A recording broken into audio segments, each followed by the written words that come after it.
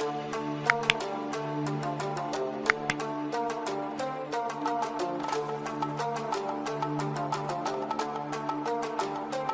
رہا ہے ابلیس اس کے وسوسوں کی کاری ضرب، ان کے دل سکڑ دیے، پشت پر پڑنے والے وار نے ان کے یقین سمیٹ لینے چاہے۔ یہ خدا کا قہر ہے، ایک نے کہا، دوسرا چونکا اور تیسرا بھی، کیونکہ یہی خیال ان دونوں کو بھی آیا تھا۔ ان میں سے ہر ایک شیطان سے اپنی اپنی جگہ پر ہم کلام تھا۔ یہ شریر تب بھی ان سے ہم کلام ہوا تھا جو وہ دودھ کا پیالہ لے کر والد اور والدہ کے سرہانے کھڑا تھا۔ ایک فرق، چاول کے عوض کئی گنا مال و اسباب اٹھوا دینے کے طوفان میں گرا تھا اور چچا زاد کے عشق میں دونوں جہاں لٹا دینے پر تیار تھا، تب بھی یہی ان کی پشت پر کھڑا تھا۔ وقت انعام کا ہو، الہام کا یا امتحان کا، شیطان وار میں دیر نہیں کرتا۔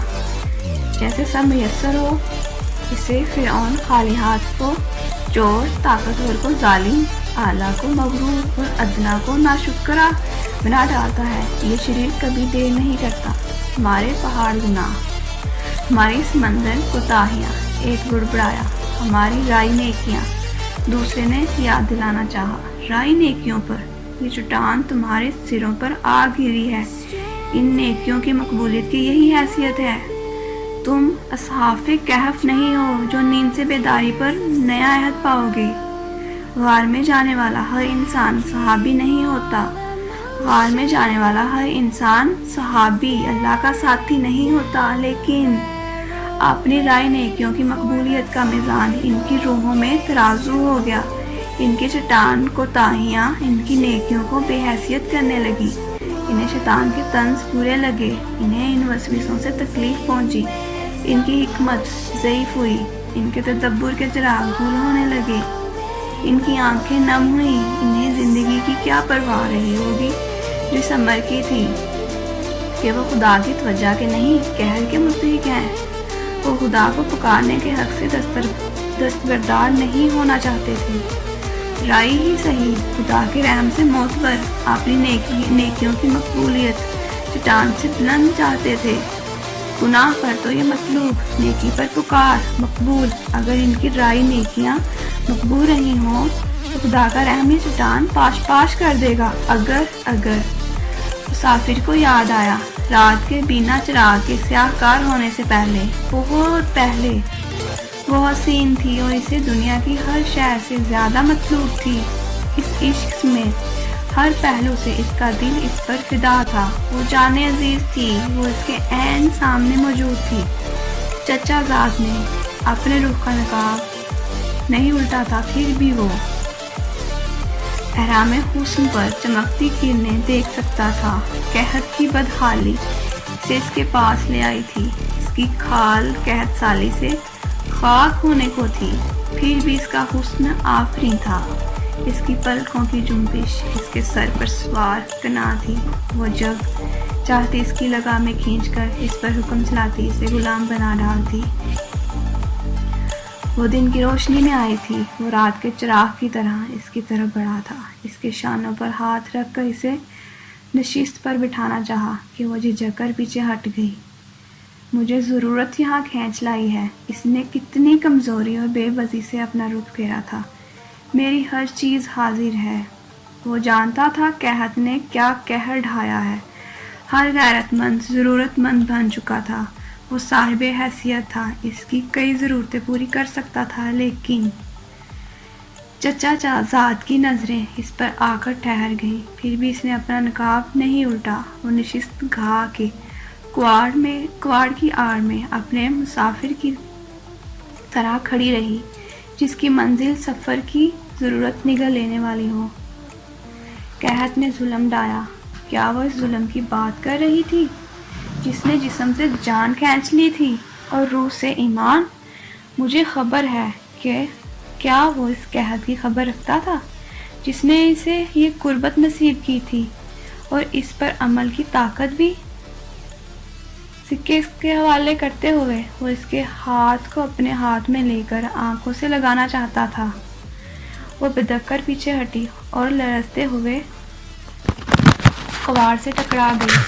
اس کی پیشانی پر پسینے کے قطرے چمکے اور اس نے جھٹکے سے آزاد کروا لیا، ہاتھ کو سکوں کے بوجھ سے، خود کو گناہ کی ترغیب سے۔ ایسے منتشر ہنگامے پر بھی وہ اس کے قریب آیا، لیکن وہ اتنی تیزی سے بھاگی کہ اس کی چادر اس کے سر سے پھسل کر گر گئی۔ وہ شدت سے اس کی طلب نہ رکھتا تھا تو خیرات کر دیتا، عمل میں نیت کے بیج کی طرح اس کا ارادہ چٹان رہا۔ وہ ہدایت کی بینائی سے محروم ہو کر عشق کی طلب میں کامل اندھا ہو چکا تھا۔ ایمان کی سرزمین کا سورج بے ہدایتی کی سمت غروب ہو رہا تھا۔ میرے بچے بھوک سے مر رہے ہیں، میں اپنی جان لٹانے کے لیے تیار ہوں۔ وہ اتنی بے بس تو تھی کہ اس کے پاس دوبارہ آنے پر مجبور ہوئی تھی۔ جان کا واسطہ دے کر جان سے پیاروں کی جان بچانے آئی تھی۔ عورت ماں بن جائے تو اپنا دل اولاد میں تقسیم کر دیتی ہے۔ چوٹ اولاد کو پہنچتی ہے، تکلیف ماں کا دل سہتا ہے۔ تمہاری جان مجھے عزیز ہے اور تم بھی۔ وہ اس سے تجارت نہیں کر رہا تھا، وہ تو عشق کے عہد کی پاسداری چاہتا تھا۔ چاہت وہ اس کی تکمیل کی طاقت رکھتا تھا۔ وہ بااثر تھا، وہ اپنی دولت رکھتا تھا کہ عشق کی محراب پر گری زلفیں اپنی ہتھیلیوں سے سمیٹ سکے۔ وہ سب کچھ اس جان عزیز کے قدموں میں نچھاور کر دینے کے لیے تیار تھا، لیکن اس کے بدلے میں وہ بھی کچھ چاہتا تھا۔ وہ مجبور تھی، مجبور ہی واپس چلی گئی۔ جان بچاتے بچاتے وہ ایمان کیسے جانے دیتی، لیکن اگلی بار وہ اتنی مجبور ہو کر آئی کہ چادر سر سے ڈھلکتی تھی اور شانے کی ہڈی دکھائی دیتی تھی۔ اس کی سسکی غار میں صاف سنائی دیتی تھی۔ وہ ماں تھی، بھوک سے بلکتے بچوں کے لیے اپنی حیا کی تجارت کرنے آ گئی تھی۔ وہ اس پر ہر جان سے فدا تھا، اس تجارت پر حکمران بن کر بیٹھا تھا۔ رات کے سب چراغ گل کر دیے اور طاق پر رکھا صرف ایک چراغ اپنی بینائی پر پشیمان رہا۔ وہ دیکھ سکتا تھا کہ اس کی ساری طاقت ایک خواہش کے قدموں میں تڑپ رہی ہے۔ مسافر کی انگلیاں اس کی گردن سے شانے کی ہڈی پر مچل رہی تھیں۔ ہر عمل ہلکا تھا، ہر جنبش شرم و حیا سے مبرہ تھی۔ ایک صرف چچا زاد کی آنکھ کا آنسو بوجھل تھا۔ اس نے ڈھلکی ہوئی چادر کو ڈھلکا رہنے دیا۔ اپنا دل تقسیم کر چکی ماں اپنا ایمان منتشر کر دینے پر کپکپا رہی تھی۔ تمہیں کیا ہوا؟ میں اللہ سے اس حیا کے لیے ڈرتی ہوں، تم بھی ڈرو۔ وہ اللہ کے خوف میں اب تک بینا تھی، وہ اللہ کے بندے کے عشق میں اب تک اندھا تھا۔ اس کے شانے پر رکھا ہاتھ میخ ہوا، جہاں تھا وہیں ثبت رہا۔ اس ہاتھ کی میخ کو وہاں سے اکھاڑ لینا بڑا مارکا تھا۔ چراغ گل تھے، محبوب پاس تھا، اس کے قرب سے رخ موڑ لینا جرأت طلب تھا۔ اس کے لیے چٹان طاقت چاہیے تھی، اس کے لیے ایمان سمندر درکار تھا، اس کے لیے خدا کا خوف مطلوب تھا۔ خدا کا خوف غار کے اندھیرے میں چراغ ہوا، انسان اصحاب ہوا۔ مسافر نے چچا زاد کی طرف سے اپنا رخ پھیر لیا، اس کے شانے پر گرا اپنا ہاتھ پورا ایمان لگا کر اکھاڑ لیا۔ تم مجبور ہو کر خدا سے ڈرتی ہو اور میں بااثر ہو کر بھی نہیں ڈرا۔ مسافر نے طاق کی طرف اشارہ کیا۔ جو لینا ہے لے جاؤ اور جاؤ، جس سے تم نے خوف کھایا اس خدا سے بھی ڈرو، جس سے تمہیں حیا آئی اس سے میں نے بھی شرم کی۔ اس نے خدا سے خوف کھایا، اپنا عمل مقبول ٹھہرایا۔ اے اللہ، میں نے اپنے نفس کو اس وقت قابو میں کیا جس وقت مزور تھا۔ بعض لوگ عافیت کے لیے اطاعت کرتے ہیں، میں نے عافیت کے لیے نہیں تیرے لیے اطاعت کی۔ میں نے تجھ سے شرم کی، میں نے گناہ پر اپنے اختیار کو ختم کیا۔ آج تو ہماری مصیبت سلب کر، تیری بڑائی، تیری بزرگی اپنی طلب کو چھوڑا۔